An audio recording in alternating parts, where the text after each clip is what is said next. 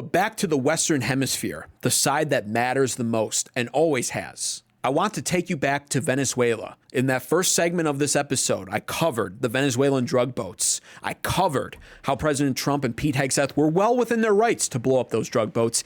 And I covered how it's much more than that. Though the war on drugs is certainly a noble cause, it truly is more of a front than anything at all.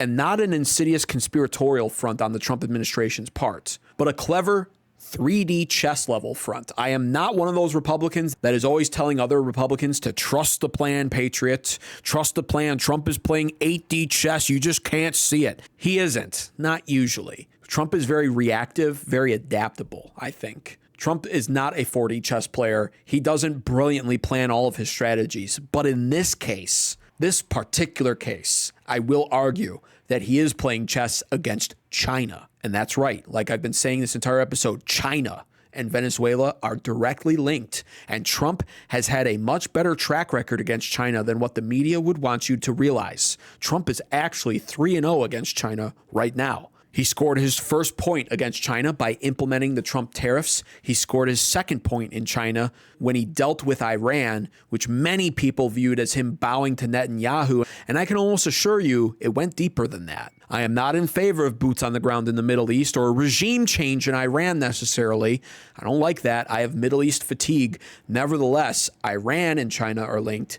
And then he's now 3-0 against China because Venezuela and China are linked. You see, reports have come in. Something like 10,000 aircraft carriers and military ships are now in the Caribbean Sea. That's like a third of our naval force, I believe. On top of that, we have somewhere around 8,000 United States military soldiers in the sea. And the Trump administration has just approved undercover CIA lethal missions to be carried out on the Venezuelan mainland. And so why is this all happening? It's because China has incredible influence in Venezuela. China, Beijing specifically, is Venezuela's #1 capital investor. And by that, I mean China has cleverly been loaning Venezuela $60 billion since the year 2007. They now effectively own Venezuela as a country and as a government. And Venezuela is very oil rich, like I covered in that first segment where Trump clearly knows Venezuela has oil and is clearly using the war on drugs as a front, possibly to move on Venezuela's oil. But he's not just moving on Venezuela's oil out of pure American oil lust and greed like we've seen in the Middle East all those years ago. He's doing it to hurt China because Venezuela only has one real means of paying back China, paying back Beijing specifically, on the $60 billion that Beijing has been loaning them since 2007. And that's with oil. On top of that, Venezuela is not a popular country in the world. They have been sanctioned into oblivion. And countries want nothing to do with Venezuela. China is the only country, pretty much, that would have Venezuela, along with Iran, but Iran is linked with China. And so what winds up happening here is because Venezuela owes Beijing so much money, and because Beijing and China are really the only major superpower willing to deal with Venezuela, they hamstring Venezuela. And they force Venezuela to pay them back using oil, but to also sell them the oil way cheaper than they should be, way below market cost.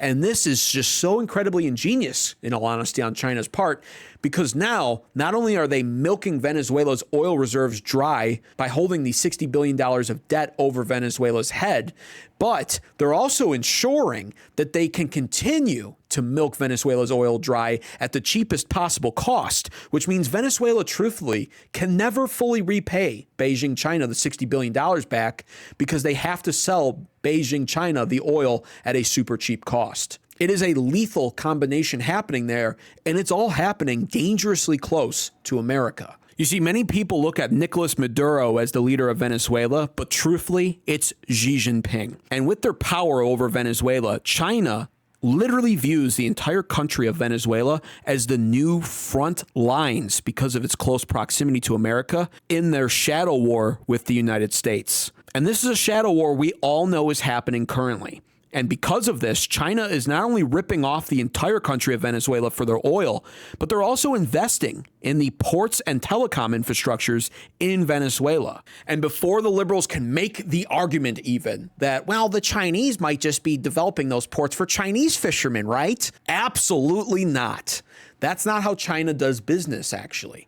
With their corporations, their businesses, all of their infrastructure, they only allow it on a national scale if those corporations, businesses, and infrastructures, etc., can be used in duality, not just by Chinese nationals and citizens, but by the Chinese military as well. And I could easily see it be adopted as their strategy, as a spit in the face to the stupid American liberal media, where they develop these ports in Venezuela, and they do put out a couple of commercial fishing vessels. Why wouldn't they?